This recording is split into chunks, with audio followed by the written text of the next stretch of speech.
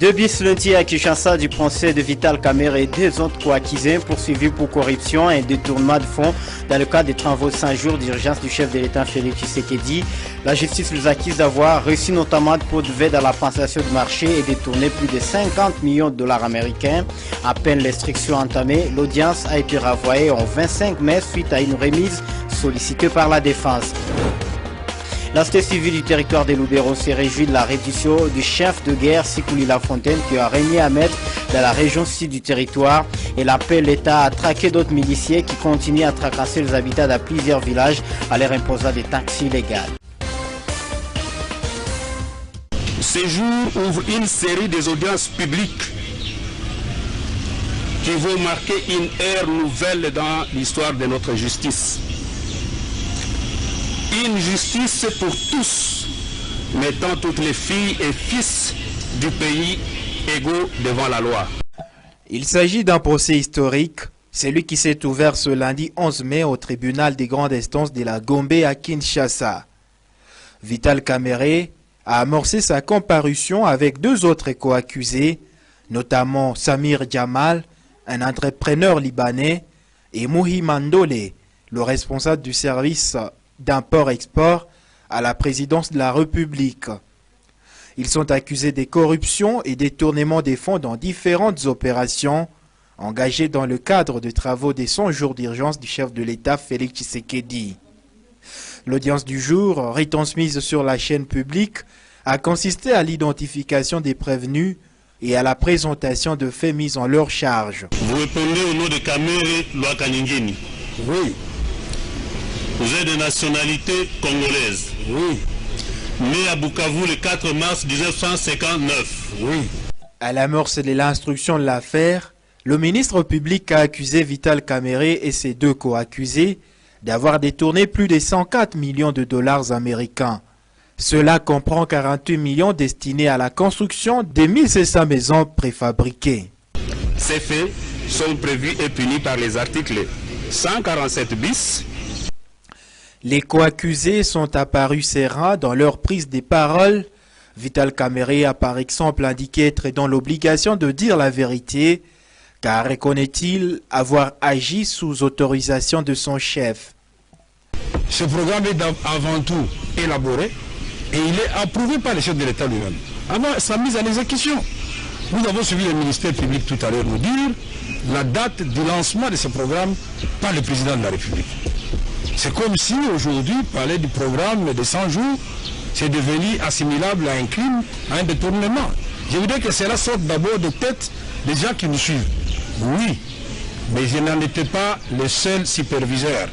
Il y avait toute une équipe de supervision et une équipe de coordination. Merci. Le collectif de la défense a sollicité une remise, tant pour eux d'avoir accès au contenu des dossiers mis en la charge de leurs clients. Ils ont entre-temps sollicité la mise en liberté provisoire de leurs clients, certains pour problèmes de santé. Ainsi, l'audience a été renvoyée au 25 mai prochain. 25 mai. L'audience publique est levée.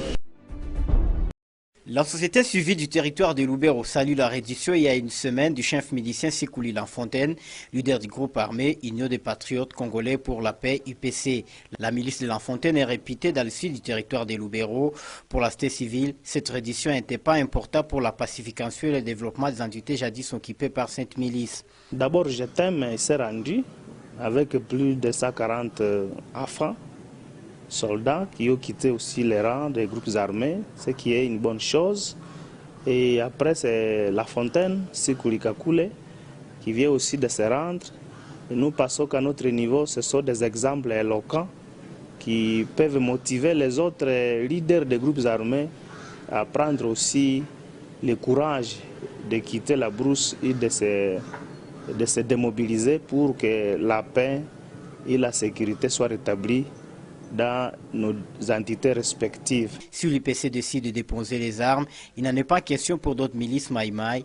La société civile révèle que nombreux groupes armés continuent à tracasser les habitants dans plusieurs coins du territoire, tels dans la région de Ouinga. La société civile appelle les autorités à restaurer l'autorité de l'État pour garantir la sécurité de la population.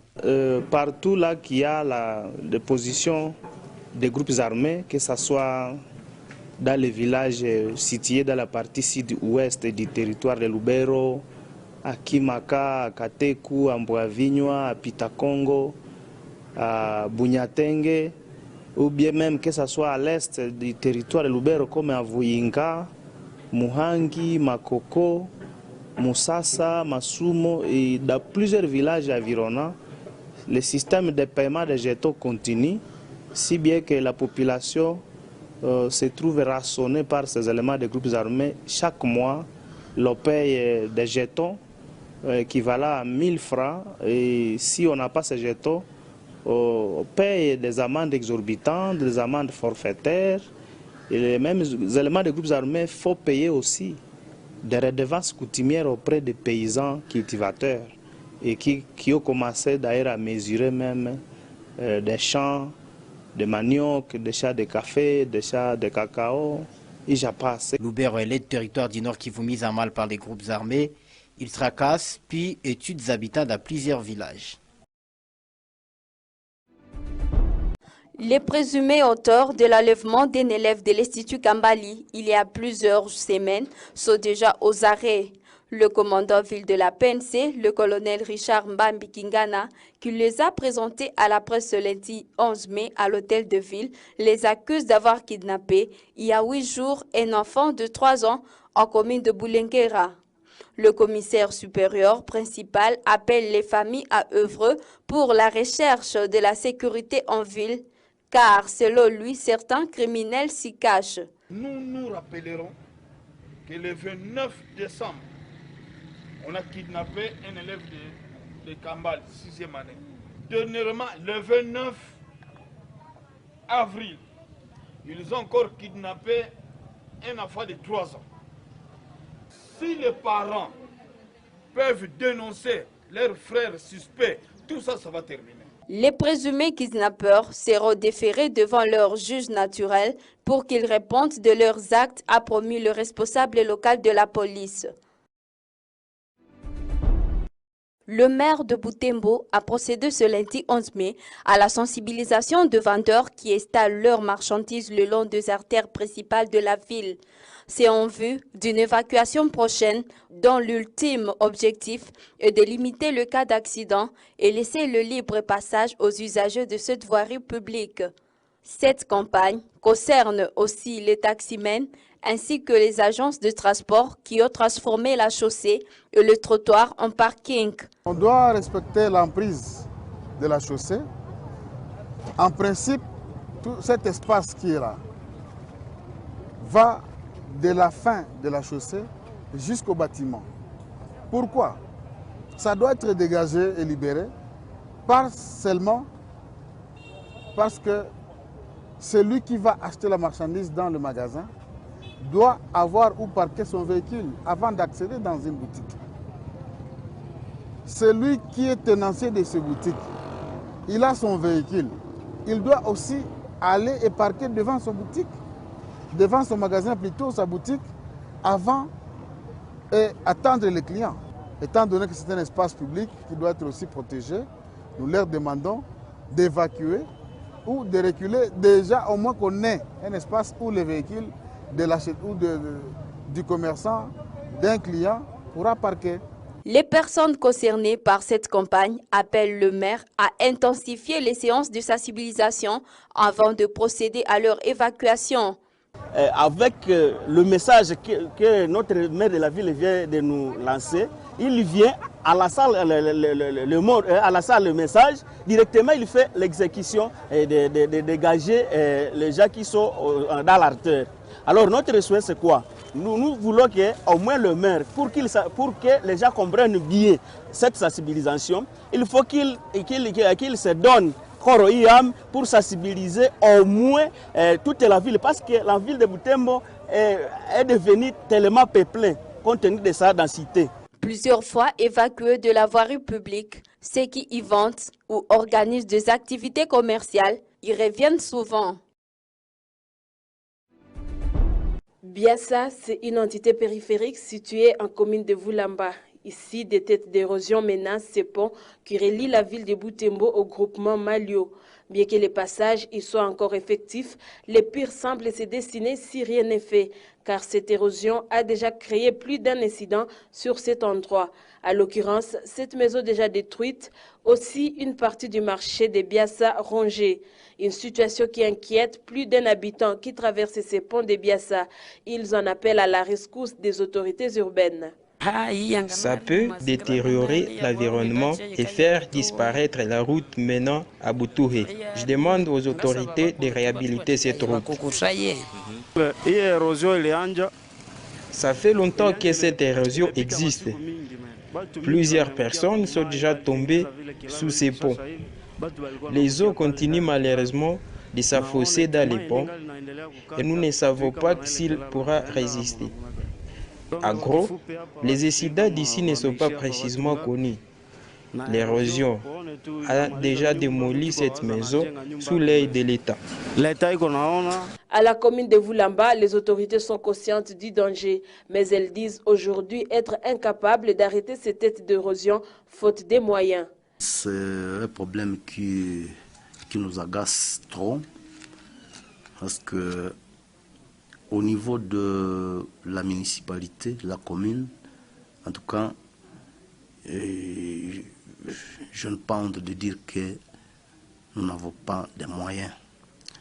Mais ce qui nous concerne, nous avons déjà plusieurs fois évoqué cette question de l'érosion au niveau de la parade. Nous avons même fait des rapports à ces sujets. Et que jusqu'à présent, nous n'attendons que la main de la hiérarchie. Le problème demeure, il n'y a pas une solution que je peux envisager jusqu'à maintenant. Nous assistons impuissamment à ce qui se passe là-bas. Dernièrement, quand le gouverneur de province a été ici, l'évêque a évoqué aussi cette question-là. L'autorité municipale prévient que si ces ponts est rongé par les têtes d'érosion, le trafic sera suspendu entre Butembo et la région de Butuhe, ce qui pourra bloquer les ravitaillements de la ville en produits alimentaires et des constructions en provenance des Malio.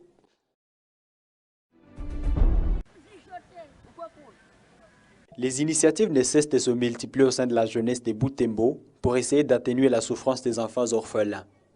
Ce dimanche 10 mai, c'est au tour de la structure citoyenne Generation of Peace de voler à la rescousse des orphelins de Naïna, un orphelinat basé à Kiambo dans la partie sud de Butembo. Ces jeunes ont remis des kits solaires à la responsable de cet orphelinat, à vue de garantir de l'éclairage aux enfants. Ils ont également remis des vivres et autres produits de première nécessité, des biens collectés auprès de la population. Et présentement, nous sommes ici à l'orphelinat Naïna. Nous sommes venus pour une visite qui avait à la tête une campagne éclairage pour les orphelins de Naïna. Donc, dans cette campagne, nous avons essayé de chercher, nous avons essayé de bousculer partout pour que nous puissions trouver un panneau et une batterie pour les orphelins de Naïna. Parce qu'après un constat, nous avions constaté que l'orphelinat Naïna n'avait pas d'éclairage et que c'est surtout le soir qu'il y a beaucoup de problèmes pour la maman. Cette contribution des jeunes de Generation of Peace a réjoui la responsable de l'orphelinat. Je suis très contente. Mon cœur est dans une joie immense. J'allais voler si j'avais des ailes. Quelle joie! Les jeunes de Generation of Peace promettent d'intensifier leurs actions en vue de venir en aide aux enfants à détresse vivant en ville de Butembo.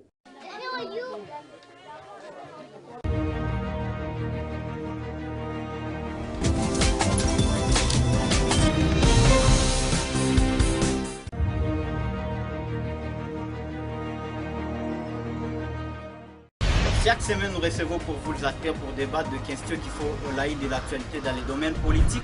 Nous serons en train de discuter de notre agriculture au quotidien. Nous sommes avec Opal, c'est un artiste musicien de Butembo. Motozik Gospel, votre émission qui est là pour promouvoir les artistes et musiciens chrétiens.